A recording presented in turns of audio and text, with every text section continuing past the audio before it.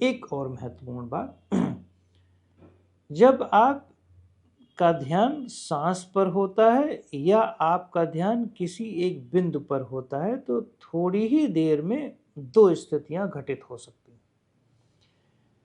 एक स्थिति घटित होगी तो इसका मतलब आप गलत ट्रैक पर हो, दूसरी स्थिति घटित होगी तो इसका मतलब सही ट्रैक पर हो लेकिन वहां पे भी थोड़ा गलती है। जैसे मान लो मैंने ध्यान में एक बिंदु पर लगा दिया अपनी एकाग्रता, मान लो इस पर लगा दिया, एक एग्जाम्पल देते हैं, या सांस पर लगा दिया।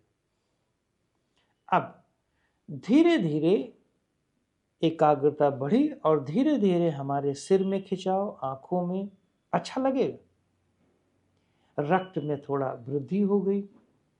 अब हमें एनर्जी या ऊर्जा का अनुभव होने लगा, क्योंकि शरीर में रक्त के संचार में वृद्धि होने पर ऑब्वियसली आपको ऊर्जा का अनुभव होगा, ऊर्जा अनुभव होना शुरू हो गया।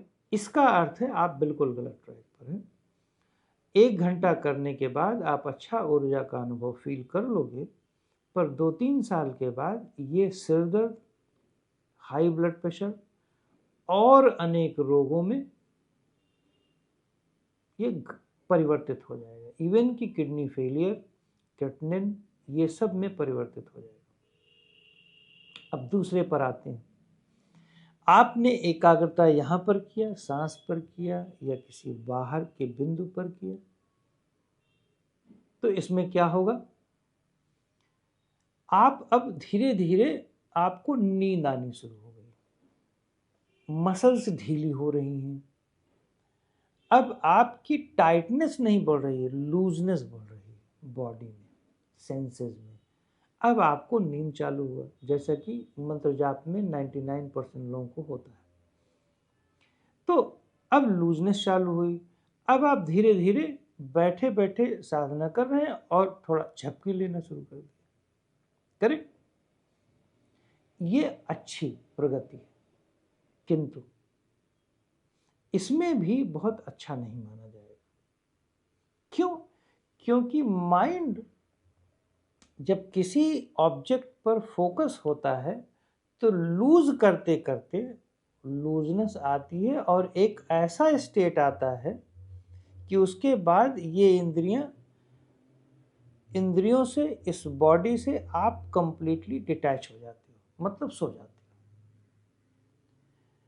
अब उसके ज़्यादा आगे आप बढ़ ही नहीं पाते। वो इसलिए नहीं बढ़ पाते, क्यों?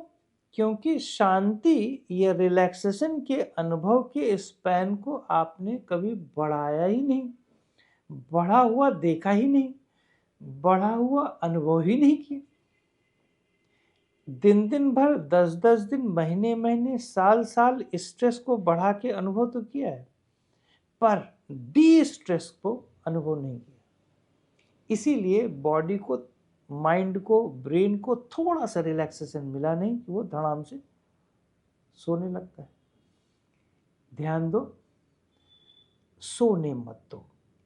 उस ढीलेपन को, उस रिलैक्सेशन को, उस एफर्टलेस स्टेट को अनुभव करो, लंबा से लंबा।